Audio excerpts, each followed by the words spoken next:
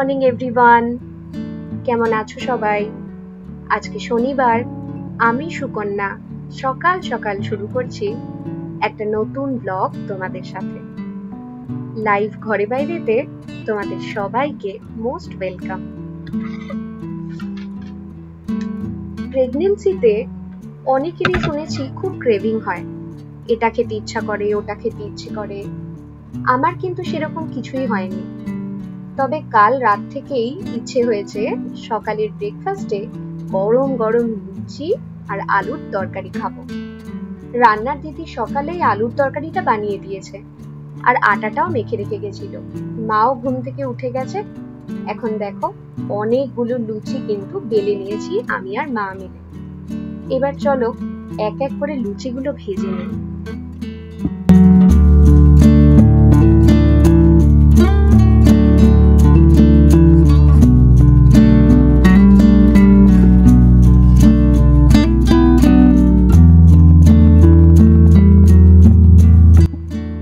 তন্ময় বলল ও একটু পরে খাবে, তাই ওর খাবারটা তুলে রেখে আমি, মা আর বাবা কিন্তু ব্রেকফাস্টটা সেরে নিলাম।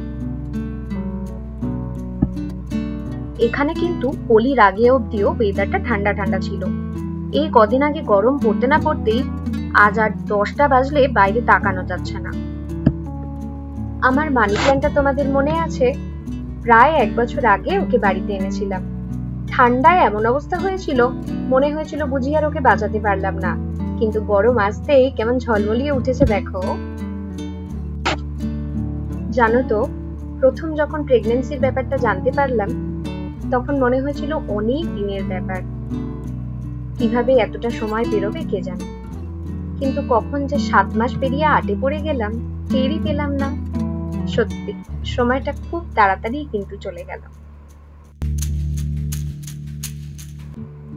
এদিকে আবার তন্ময় ব্রেকফাস্টের পর বলল সুইগি থেকে কি একটা অর্ডার করেছে, সেটা নাকি আবার সারপ্রাইজ। এইমাত্রই প্যাকেটটা হাতে পেলাম, চলো দেখি ওপেন করে কি সারপ্রাইজ আছে। আচ্ছা, তো আজকে মিষ্টি আনিয়েছে। এমনিতে তো ছেলে মিষ্টি একেবারেই খেতে চায় না, আজ নিশ্চয়ই সকালে লুচি আর আলুর তরকারি খেয়ে মিষ্টি খেতে মন হয়েছে। এনেওছে অনেক, দেখো 500 গ্রাম সীতাভোগ আর 1 কেজি মিহিদানা। আমায় বলে গেছে এলে ওকে দিয়ে আসতে। আমি তো ভাবছিলাম আইসক্রিম। এত স্বাদ করে এনেছে, যাই ওকেই আগে দিয়ে আসি, তারপরে নয় আমরা খাবো। অনেকদিন ধরেই বলছিলাম একটু বুন্দি আনাও, বুন্দি আনাও। আজকে সেজন্যই বুন্দি তো পাইনি, তাই মিহিদানাই অর্ডার করেছে। মিষ্টি খেতে ও খুব একটা ভালোবাসে না, ভালোবাসি কিন্তু আমি। যদিও সীতাভোগটা আমার একটু পানসে লাগে, মিহিদানাটাই আমার জন্য যথেষ্ট। আচ্ছা, তোমাদেরও কি আমার মতন মিহিদানা বেশি পছন্দ নাকি সীতাভোগটাই? আমাকে কমেন্ট করে অবশ্যই জানিও। তন্ময় আগে থেকে বলেনি যে ও কোনটা খেতে চায়, তাই দুটোই একটু একটু করে বেড়ে নিলাম।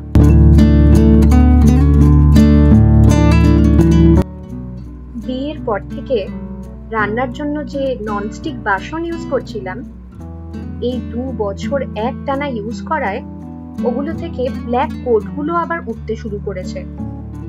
ওগুলোতে খাওয়াটা আর সেফ ফিল হচ্ছে না, জানো তো। তাই অনেকদিন ধরেই ভাবছিলাম কিছু ভালো ক্রকারি সেট কিনবো। ওদিকে সকালে এত পেট ভরে খেয়েছি যে লাঞ্চের তো আর ইচ্ছেই হয়নি, তাই স্নান সেরেই আমি আর তন্ময় বেরিয়ে পড়লাম। একটু দূরের মলটাতেই যাচ্ছি, ভাবলাম ঘোরাও হবে আর শপিংও হবে।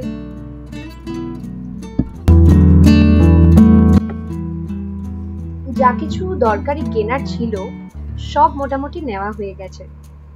কিচেনে আবার আমার টিস্যু পেপারের দরকার হয়।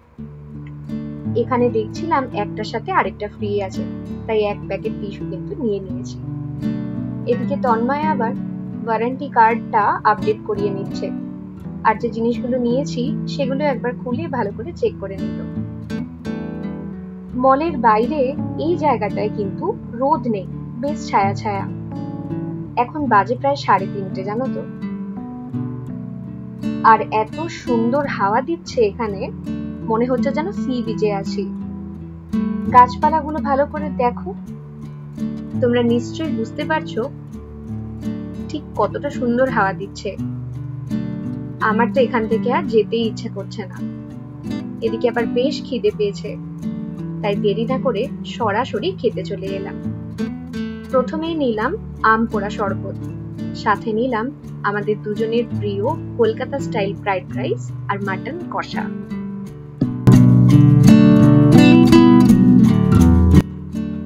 ঘরে আসতে আসতে প্রায় সন্ধেই হয়ে গেল।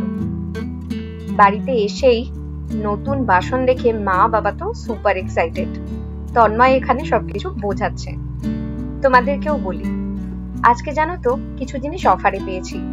একটা ফ্রাইং প্যান, একটা সস প্যান আর একটা ছোট মতন কড়াই, এটা অফারে ছিল একসাথে। এটার সাথে আমরা আলাদা করে একটা মিডিয়াম সাইজ কড়াইও নিয়ে নিয়েছি। বাড়িতে যদিও সবাই অ্যালুমিনিয়াম প্রেফার করে, কিন্তু অনেক জায়গাতেই শুনছিলাম যে অ্যালুমিনিয়ামেও খাওয়া উচিত না, তাই আমি এবার স্টিলের বাসনই এনেছি।